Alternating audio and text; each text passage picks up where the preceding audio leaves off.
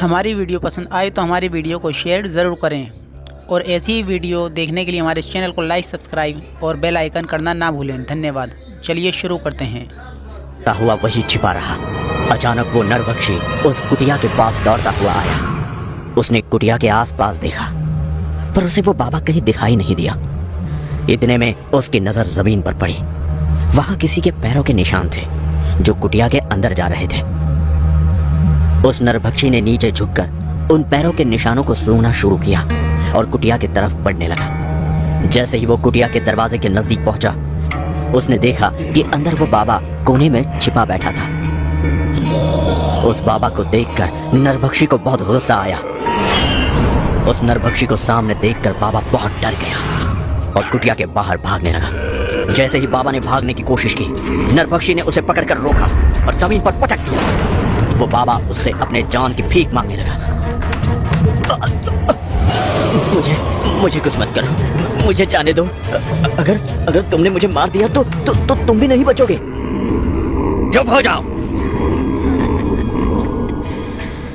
पहले ये बताओ कि तुम मुझे देखकर भागे क्यों थे?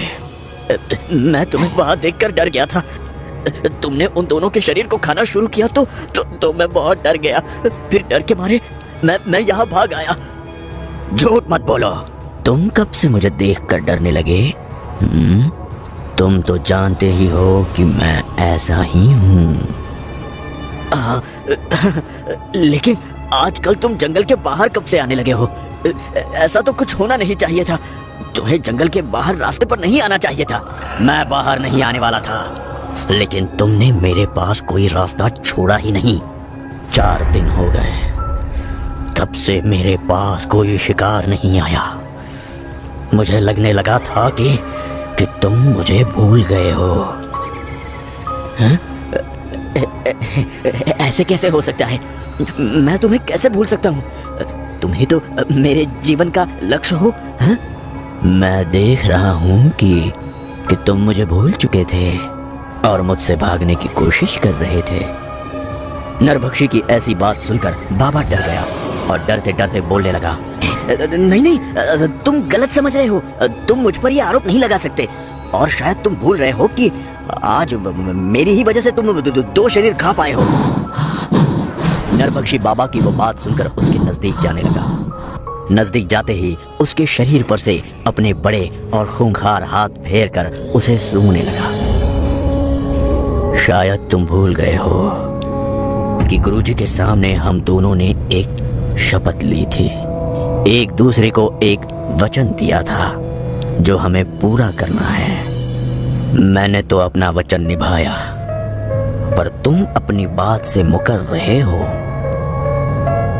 देखो, मुझे अपना वचन अच्छी तरह से याद है और मैं उसके मुताबिक काम भी कर रहा हूँ, लेकिन ये इतना आसान भी तो नहीं है। मुझे थोड़ा वक्त दो।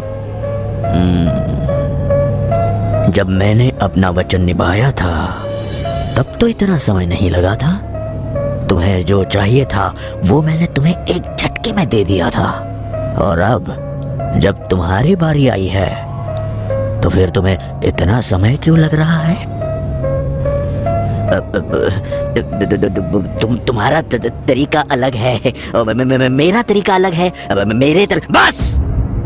मैं कुछ नहीं सुनना चाहता। मेरे पास ज्यादा समय नहीं है। तुम्हें अपना काम जल्दी से करना होगा। अगर तुमने अपना काम करने में देरी की तो मैं तुम्हें अपना शिकार बनाऊंगा।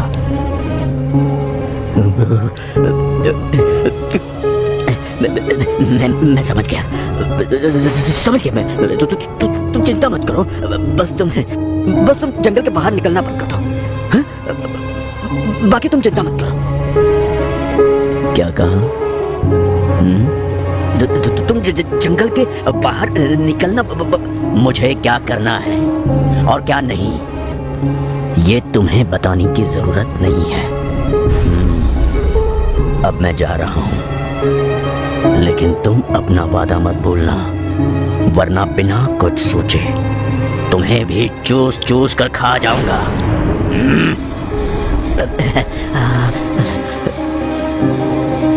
बाबा को जान की धमकी देकर वो नरभक्षी वहां से जंगल की तरफ चला गया। नरभक्षी की इस धमकी को सुनकर बाबा बहुत डर गया और पसीने से पानी पानी होने लगा।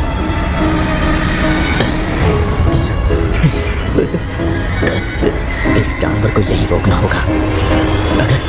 अगर इसे यहाँ ना रोका गया तो ये मेरे लिए और इस गांव के लिए बहुत बड़ा और भयानक खतरा बन सकता है।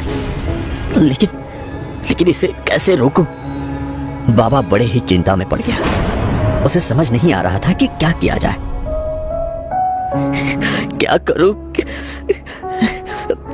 किससे मदद मांगूं? मैं अपने वचन को निभा रहा हूं, लेकिन इसे कैसे बताऊं कि गुरुजी की असली आज्ञा कुछ और है। बाबा को अचानक एक बात याद आ गई। हाँ, गुरुजी से जाकर मिलता हूं, वही मेरी समस्या का हल बता सकते हैं। लेकिन मैं जब तक गुरुजी के पास से लौटूंगा तब तक इस गांव का क्या होगा? वो नरभक्षी तो सब खत्म कर देगा। मुझे जल्दी से जाकर तुरंत ही हल निकाल कर आना होगा। अभी निकलता हूं। बाबा उसी समय अपने गुरुजी के आश्रम की ओर निकल गए। वो आश्रम बहुत दूर था, इसीलिए बाबा को आने और जाने के लिए बहुत दिनों का समय लगने वाला था। पहले वो नरभक्षी सिर्फ रास्ते से आने वालों पर ही हमला कर रहा था, पर अब बाबा के गांव से जाते ही वो नरभक्षी गांव में घुस कर लोगों पर हमला करके उन्हें खाने लगा। पूरे गांव में एक डर का माहौल फैल गया। सारे लोग उस बाबा को मदद के लिए ढूंढने लगे, पर वो बहुत दूर जा चुका था।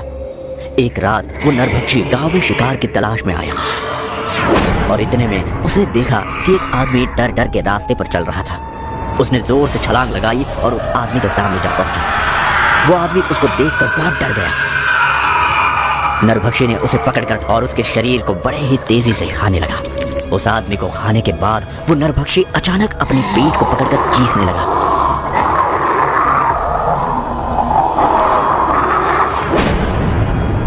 धीरे धीरे उसकी हलचल बंद हो गई और वो वही जमीन पर पड़ा रहा। वहां बाबा कई दिनों का सफर तय करके गुरुजी के आश्रम जा पहुंचे। गुरुजी आश्रम में ही थे। बाबा गुरुजी के पास गए और उनको सारी हकीकत बताने लगे। बाबा की बात गुरुजी बड़े शांति से सुनने लगे। सारी बात सुनकर गुरुजी भी चिंता में पड़ गए। ये तो बड़ी गंभीर समस्या है, हमें तुरंत ही कुछ उपाय करना होगा। गुरुजी, आप ही को साक्षी मानकर हम दोनों ने ये सब शुरू किया था। अब आप ही बताइए ना इस पर कुछ उपाय। अचानक गुरुजी ने अपनी आंखें बंद की और कुछ सोचने लगे।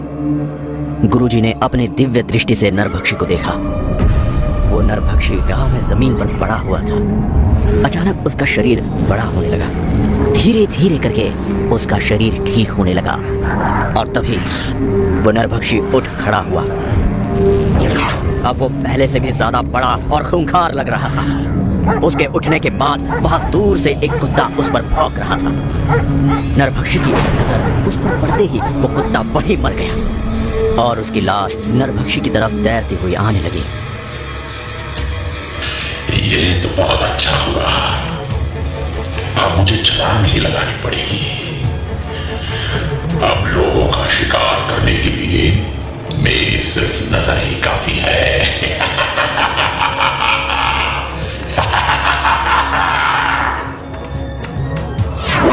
गुरुजी ने डर के मारे अपनी आंखें खोली। उनकी सांसें फूल रही थी और आंखों में डर साफ दिखाई दे रहा था। क्या हुआ गुरुजी? ऐसा क्या देख लिया आपने? नरभक्षी ने अपना पहला पड़ाव पार कर लिया है और वो भी तुम्हारी सहायता लिए बिना। सुनो, नरभक्षी के आखिरी पड़ाव पार करने से पहले हमें उसे कुछ भी करके रोकना होगा, फिर चाहे इसमें हमारी जान ही क्यों न चली जाए। अपनी आंखों में कुछ निश्चय करके गुरुजी खड़े हुए। उन्होंने बाबा की आंखों में देखा। बाबा की आंखों में अभी भी डर था, पर गुरुजी उस डर के परे जा चुके थे और उन्होंने एक निश्चय किया था। इस तरफ ये हाल था तो दूसरी तरफ नरभक्षी जोर जोर से हंस रहा था।